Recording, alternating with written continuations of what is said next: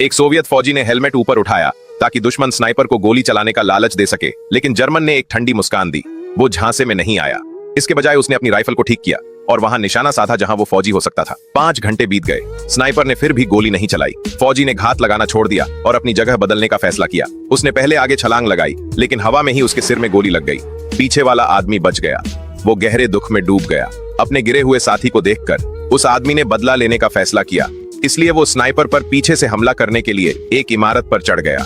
वो एक पाइप में रेंगने लगा, लेकिन पाइप बहुत संकरा था। स्नाइपर ने रेंगने की आवाज सुन ली। उसे खतरे का एहसास हुआ और उसने तुरंत अपनी जगह बदल ली। अंधेरे में स्नाइपर ने अपनी राइफल सेट की और पाइप के निकास पर निशाना साधा। जैसे ही वह आदमी रेंग कर बाहर आया, स्नाइपर ने गोली चला दी और उसके हाथों से मोहसिन नगांत राइफल उड़ा दी।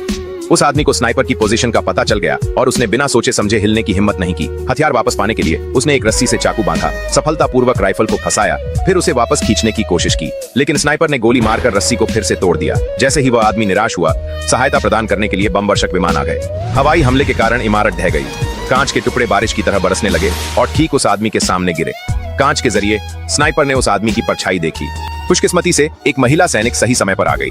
उस आदमी ने इशारा करके उसे दुश्मन की पोजीशन दिखाई, तो उसने शीशे का एक टुकड़ा उठाया और सूरज की रोशनी स्नाइपर की आंखों पर चमका दी। आदमी ने मौका देखकर राइफल उठाई और ट्रिगर दबा दिया। जर्मन गुस्से से पागल हो गया। उसने उस आदमी के साथी को फांसी पर लटका दिया। यह देखकर वह आदमी पूरी तरह टूट गया। फिर वह रेलवे स्टेशन पहुंचा। दोनों पूरा दिन एक दूसरे के सामने डटे रहे। किसी की भी पहले गोली चलाने की हिम्मत नहीं हुई।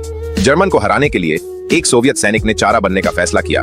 वह आड़ से बाहर निकला और तुरंत उसे गोली मार दी गई।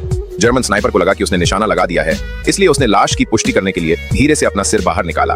लेकिन अगले ही पल उसे खतरे का एहसास हुआ। उस आदमी ने पहले ही मोहसिन नगांत से उस पर निशाना साध लिया था। जर्मन ने अपनी टोपी उतारी और हकीकत को स्वीकार कर लिया। यह सोवियत एस स्नाइपर वाकई में था। तो क्या आप अंदाजा लगा सकते हैं कि उसने दूसरे विश्व युद्ध में कितने दुश्मनों को मारा था? कमेंट में जरूर बताएं।